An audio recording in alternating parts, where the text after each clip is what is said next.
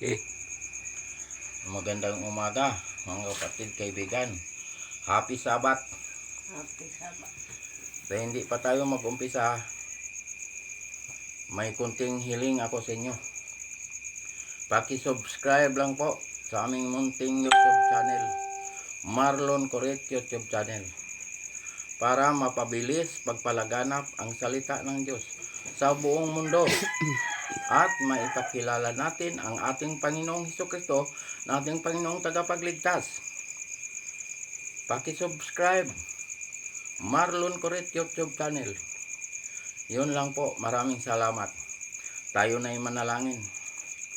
Ama naming Diyos na makapangyarihan sa lahat, salamat po Panginoon sa umagang ito. Narito na naman kami Panginoon para mag-aral sa iyong salita. Basbasan mo po Panginoon ang lahat ng mga makakarinig nitong mensahe nito, na sila'y makakilala sa iyo at ikaw ay tanggapin bilang Panginoon at tagapagligtas. Ito ang aming hiling at samot dalangin sa pangalan ng aming Panginoong Hesukristo, na aming Panginoon at tagapagligtas. Amen. Dito tayo mag-aral mga kapatid kaibigan sa Deuteronomio Kapitulo 5 versikulo 12 hanggang 15. Ito ang sinasabi rito sa versikulo 12. Ipangili ninyo ang araw ng pamamahinga tulad ng utos ko sa inyo. Yan ang sabi rito. Ipangilin ang araw ng pamamahinga. Ito utos ng Diyos ito. Nga, ipangilin ang araw ng pamamahinga. Ito ang sinasabi dito sa versikulo 12. 13. Ito ang sinasabi dito sa versikulo 13. 6 na araw kayong gagawa ng inyong mga gawain. Ano ang sinasabi dito? 6 na araw tayong gagawa ng ating mga gawain. Anong araw yun? Nga, inutos ng Diyos na tayo'y gagawa. Yung 6 na araw. Anong araw yun? Nga, magtrabaho tayo. Linggo, Lunes, Martes, Merkules, Huwebes, hanggang Biyernes. Ayan ang patrabahoin tayo ng Diyos. Pero ang ikapitong araw, ang sabi ng Diyos, huwag magtrabaho. Dahil bala ang araw yan. Sagrado ng araw. Ipinagpahinga ng Diyos. Binasbasan. Ibinukod para sa Diyos. Ayan. Ayan ang kahalagahan ng Sabat. Ipinagpahinga ng Diyos yan. Bakit ang pahinga ng Diyos? Napagod ba ang Diyos? Hindi napapagod ang Diyos. Tinuturuan tayo ng Diyos para tayo ay sumunod. Nga ang sabi, kilala ninyo ako, kilala ko kayo. Kilala natin ang Diyos. Kilala rin tayo ng Diyos. Yan. Sundin natin ang sinabi ng Diyos. Siya nga ay Diyos, nagpahinga siya. Tayo pa, mga nilalang. Magpahinga rin tayo. Yan. Sambahin natin ang Diyos sa Espiritu at sa katotohanan. Yan mga kapatid kaibigan. 14. Ito ang sinasabi rito sa 14. Ngunit ang ikapito ay para sa akin. Ito ay araw ng pamamahinga. Sa araw na iyo'y huwag kayong magtatrabaho.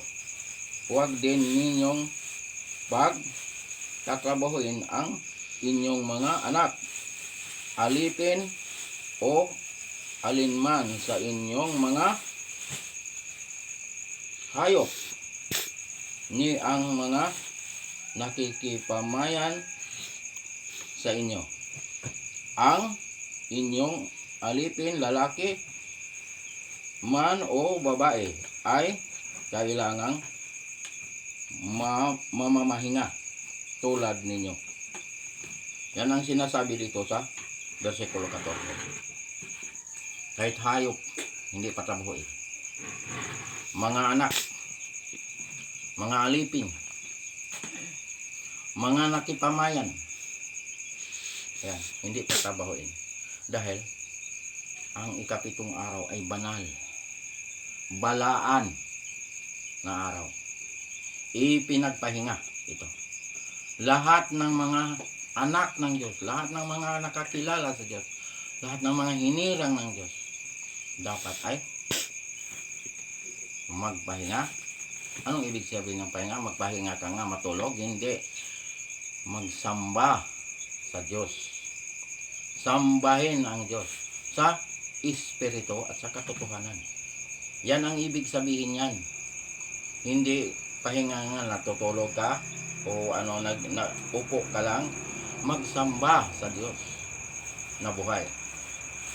Sambahin ang Diyos sa espiritu at sa katotohanan. Yan ang ibig sabihin yan, nga na mahinga. Yan. Last verse 15. Ito ang sinasabi.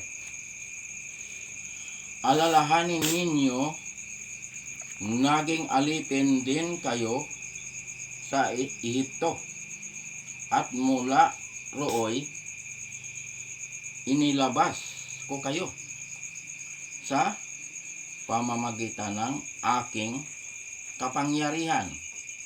Kaya iniutos ko sa inyong ipangilin ang araw ng pamamahinga. Ipangilin. Iniutos ng Panginoon ito. Lahat ng bansa, walang pinipili ito. Dahil ang ating Panginoon ang lumalang ng langit, lupa, dagat, pati tayo, nilalang ng Diyos. Kaya hindi ibig sabihin, Hudyo lang ang gimensahen nito.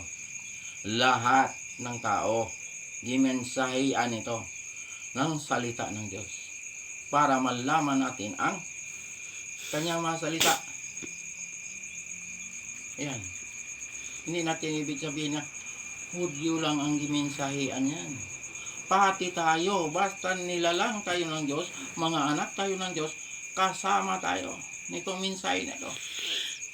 Kaya paniwalaan natin, mga kapatid, kaibigan, dahil mahal tayo ng Diyos. Ayaw ng Diyos na tayo ay mapahamak. Gusto ng Diyos na tayo ay maligtas. Kaya anuman ang sinabi ng Diyos, dapat nating paniwalaan. Buksan ang ating isip, ang ating puso, nga matanggap natin ang salita ng Diyos. Huwag tayo magalit, mga kapatid, kaibigan, dahil ang Diyos ang higit na kakaalam. Alam ng Diyos ang ating iniisip, alam ng Diyos ang laman ng ating puso. Siya ang nakakaalam sa lahat ng bagay. Kaya, mga kapatid, kaibigan, tanggapin natin ang salita ng Diyos. Buksan natin ang ating isip, ating puso, na maluwag, nga matanggap natin ang kanyang salita. Huwag tayo sumasalangsang sa salita ng Diyos. Dahil ang Diyos ay makapangyarihan. Siya ang may-ari ng ating buhay. Bawat hinga natin, alam ng Diyos yan. Kaya mga kapatid, kaibigan, ngayong umagang ito, kung sino mang hindi pa nakakatiyak sa kaligtasan, tiyakin natin ang ating kaligtasan. Sa paanong paraan? Manalig tayo kay Kristo. Tanggapin si Kristo bilang Panginoon at tagapagligtas. Walang ibang tagapagligtas kundi si Jesucristo lamang. Gawa, Kapitulo 4, versikulo 12. Si Jesucristo lamang ang tagapagligtas. Wala ng ibang tagapagligtas. Si Jesucristo lamang. Manalig kay Kristo, tanggapin si Kristo. Yan ang ating gagawin. Para ang ating pangalan ay maisulat sa aklat ng buhay. Anong kasunod? Tapos mo tinanggap ang ating Panginoong Jesucristo. Magpabautismo. Pangalan ng Ama, pangalan ng Anak, pangalan ng Espiritu Santo. Yan ang ating gagawin. Kaya ang bautismo, simbolo sa pagkamatay. Pag-ahon, nabuhay ka kasama ni Kristo. Paglubog, namatay ka kasama ni Kristo. Pag-ahon, nabuhay ka kasama ni Kristo. Kaya, isa ka ng bagong nilalang. Wala na ang dating pagkatao. Pangalawang Korinto Kapitulo 5, versikulo 17. Bagong nilalang ka na. Wala na ang dating pagkatao. Bakit? Namatay ka na kasama ni Kristo. Nabuhay ka kasama ni Kristo. Kaya sinasabi, bagong nilalang na. Wala na ang dating pagkatao. Ikaw ay nakatawid na sa kamatayan, tungo sa buhay na walang hanggan. Juan 5, versikulo 24. Nakatawid na sa kamatayan ang mga tumanggap kay Kristo. Ayan mga kapatid, kaibigan. Yan ang pagtiyak sa kaligtasan. Pagkatapos mo nagpabautismo, ano gagawin mo? Sundin ang kanyang mga utos. Kaya ang sinasabi sa unang Juan Kapitulo 2, versikulo 3 hanggang 4. Nakakatiyak tayong nakikilala natin ang Diyos kung sinusunod natin ang kanyang mga utos. Ang nagsasabing nakikilala ko siya, ngunit sumusuway naman sa kanyang mga utos ay sinungaling at wala sa kanya ang katotohanan. Ayan ang sinasabi ng Diyos. Totoo kang nakakilala, sundin mo ang kanyang mga utos. Kaya huwag burahin ang utos, huwag itakwil ang utos, huwag lapastanganin ang utos ng Diyos. Kaya ang sabi sa Juan 14, versikulo 15, sinabi ni Kristo, kung iniibig ninyo ako, tutuparin ninyo ang aking mga utos. Yan ang sinasabi ni Kristo. Hindi niya sinabing binura ko na ang aking mga utos. Yan ang sinabi. Patupad, pasunod ang utos ng Diyos. Kaya nasa utos ang palatandaan ng Diyos. Ano ang palatandaan ng Diyos? Ang ikapitong araw, yung Sabat. Yan. Yung adlaw Sabado. Ngayon, araw Sabado ngayon. Ito ang palatandaan ng Diyos. Ito ang balaang araw. Pinagpahinga ito ng Diyos. Kaya tayo, magpahinga din. Magsamba sa Diyos na buhay. Sambahin natin ang Diyos sa Espiritu at sa katotohanan. Ayan mga kapatid kaibigan. Yan ang katotohanan. Ayan ang pagtiyak sa kaligtasan. Basta kayo ay naniniwala. Paniwalaan natin ito. Itong salita ng Diyos. Makapunta tayo sa kaharian ng langit. Babalikan tayo ng Diyos. Kahit patay na ang tao, bubuhayin niya yan para isama niya doon sa kanyang kaharian. Pangako ng Diyos yan. Kaya nga doon tayo mga kapatid kaibigan, doon tayo magpapatuloy sa pagsamba sa Diyos. Sa bagong langit, bagong lupa. Dahil may samba ron. Anong araw ang samba ron? Sabat. Ikapitong araw. Ngayon ang samba. Saan basa? Isayas, Kapitulo 66, versikulo 22 hanggang 23. Mabasa mo sa versikulo 22, bagong langit, bagong lupa, mababasa mo ron. 23, pag nakabasa ka ng araw ng pamamahinga, Sabat yan, hindi yan linggo. Yan ang samba ron. Lahat ng bansa pupunta ron para sumamba sa Diyos. Mukhaan, harapan, nakikita natin ang Diyos na ating sinasamba. Sambahin natin ang Diyos sa Espiritu at sa katotohanan. Kaya nga mga kapatid kaibigan, kumpleto ang itinuro ng Diyos. Kaligtasan, ngayon buhay pa tayo. Hindi kapag patay na. Pangalawang Korinto Kapitulo 6, versikulo 2. Ngayon, ang araw ng kaligtasan. Buhay pa tayo. Pag sinabing ng Diyos na ngayon, buhay pa tayo niyan. Hindi tayo patay. Kaya tiyakin natin ang ating kaligtasan, ngayong buhay pa tayo. Kaya ang sabi sa Ecclesiastes 9:5, ang buhay, alam niyang siya'y mamamatay.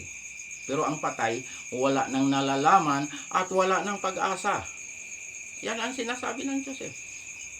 Kaya mga kapatid kaibigan, dito, tinuturuan tayo ng Diyos. Kumpleto sa kaligtasan. Dito ang ipinakilala ko, si Jesucristo lamang. Walang ibang pangalan nga tagapagligtas, kundi si Jesucristo lamang. Buong mundo, ipinakilala ko si Jesucristo. Nga siya ay Diyos nga nagkatawang tao. Siya ay tunay na Diyos at buhay na walang hanggan. Yan mga kapatid, kaibigan. Yan ang katotohanan. Naliligtas tayo sa pananalig kay Kristo, sa pagtanggap kay Kristo.